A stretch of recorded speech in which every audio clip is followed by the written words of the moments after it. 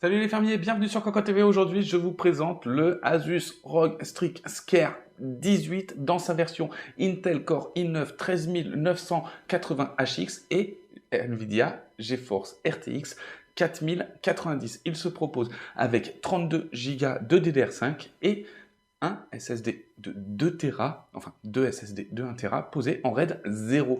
On a aussi une dalle en QHD+, c'est-à-dire 2560 par 1600 pixels, capable de monter jusqu'à 240 Hz. Et on est sur un tarif à 5000 euros. En ce qui concerne le processeur, le 13980HX, c'est un processeur à 24 cœurs et 32 threads, ainsi que 36 mégas de cache. Il est capable de monter jusqu'à 5,6 GHz en boost, et bien sûr, cela avec 55 watts de TDP. Pour ce qui est de la GeForce RTX 4090 mobile de chez Nvidia, c'est une carte proposant 9728 Q d'accord. On est aussi sur 304 Tensor Core et 112 ROPS. On a aussi 76 RT Core. On a 16 Go de GDDR6, cadencé à 2250 MHz avec un bus en 256 bits et une bande passante à 576 gigaoctets secondes. Le processeur graphique est quant à lui cadencé à 1580 MHz et proposant un boost jusqu'à 2040 MHz. Pour s'intéresser un peu plus à ce qu'il y a dans l'ordinateur, la DDR5, c'est 32 Go, 2 barrettes de 16 cadencées à 4800 MHz. On a aussi deux SSD PCI Express Gen 4 posés en RAID 0, ce qui nous fait un total d'un SSD de 2 Tera avec des performances qui s'envolent. Et enfin, on va vous parler de la dalle, puisqu'il y a beaucoup de choses à dire. On a eu beaucoup d'infos au niveau de cette dalle. C'est une dalle en QHD+, 2560 par 1600 pixels, capable de monter jusqu'à 240 Hz avec la prise en charge du G-Sync. Elle est capable de couvrir 100% de l'espace colorimétrique DCI-P3 et elle est compatible Dolby Vision ainsi que HDR500. On a une luminance maximale de 500 nits. C'est une dalle en IPS, donc avec un taux de contraste de 1000 pour 1. Le temps de réponse est quant à lui donné à 3 millisecondes. En ce qui concerne le capot, ça va aller très vite. On est sur une dalle, enfin sur une plaque en aluminium avec un petit léger liseré ici portant quelques petits yeux en brillant sur une plaque noire mat. On a l'œil enchromé une fois éteint. On a du RGB autour de cet œil Republic of Gamer. On a un débordement avec un large mesh derrière, aucune connectique, mais par contre beaucoup de RGB et plein de lignes diagonales comme ça qui viennent décorer l'ordinateur. Pour le dessous, on a une plaque en plastique noir portant 6 patins, 1, 2, 3, 4, 5 et le dernier, en gros ici, 6, antidérapants. On a des mèches d'aération en diagonale, formant les lettres ROG un peu dans tous les sens. Parfois c'est contrasté en brillant, parfois c'est des mèches d'aération.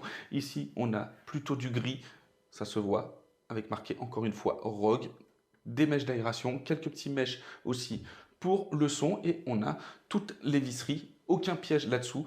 On va pouvoir enlever les vis, enlever la plaque, très facile à déclipser et en dessous on a accès à tout l'ordinateur. On a les deux SSD, on a les deux slots de RAM, alors pris par la DDR5 mais on va pouvoir les changer et on a aussi la ventilation et ventilation qui est prévue pour accueillir de la pâte thermique à métal liquide. Donc on vous déconseille de l'enlever ou à moins d'être justement expert dans la métal liquide. Sur les côtés, on retrouve un mèche d'aération ainsi que la connectique.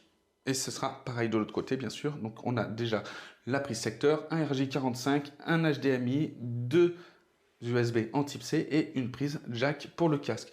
De l'autre côté, c'est encore plus simple et encore plus rapide puisqu'on a tout simplement le mèche d'aération et deux USB en type A. Une fois ouvert, on peut voir la dalle mat de 18 pouces. Elle est encadrée d'un cadre borderless sur 3 côtés et vraiment borderless très fin. On a un petit débordement avec la webcam et quelques micros et on a ça et là des patins pour pouvoir protéger la dalle du clavier une fois que c'est fermé. On a sur cette partie-là des plastiques transparents qui viennent se dégrader en non transparent noir, donc ça donne un effet assez joli à voir avec un le visuel sur l'intérieur.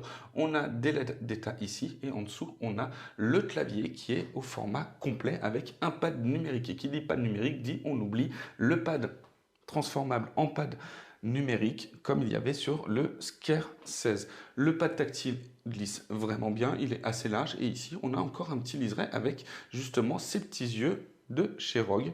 En dessous on a toujours ce RGB, bref un ordinateur très bien fini.